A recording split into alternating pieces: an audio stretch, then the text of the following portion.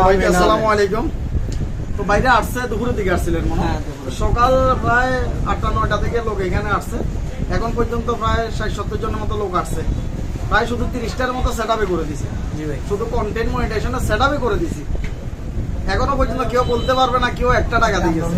কেউ বলতে পারবে না। যারা আসছে যারা গেছে হয়তো কেউ বলতে পারবে না।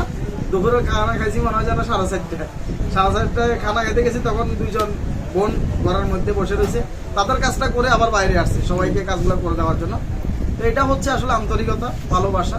আর কিছু কিছু ভাই বন্ধু আছে দেখা যাচ্ছে যে আপনারা নিজের স্বার্থটা খুঁজেন, অনেকে টাকা চুক্তি করে কাজকর্ম করেন, তাও ভুল করে দেন।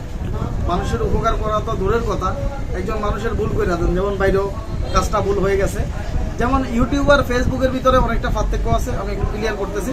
ইউটিউবের ভিতরে যদি 90 দিনের ভিতরে যদি 3টে স্ট্রাইক আসে, তাহলে চ্যানেল সরাসরি এটা ডিলিট হয়ে যায়, সরাসরি সাসপেন্ড হয়ে যায় চ্যানেলটা ইউটিউবের।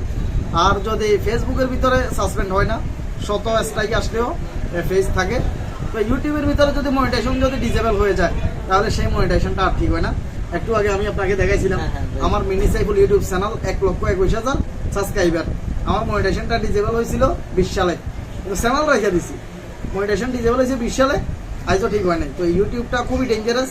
এখানে যদি মনিটাইজেশনের সমস্যা আসে, তাহলে এটা সহজে আর ঠিক হয় না। যেটা ফেসবুকের ক্ষেত্রে ব্যতিক্রম। ফেসবুকে যদি কোনো ইস্যু আসে, সমস্যা, এটা ঠিক করা যায়, এটা আমরা ঠিক করেও ফেলি। তো এই কারণে যাক, সবাই নিঃস্বার্থভাবে সবাই উপকার করার চেষ্টা করবেন, কাজ করবেন। তো বাইর জন্য শুভকামনা থাকবে। ভিডিওটা সবাই একটু সাপোর্ট করে দেবেন।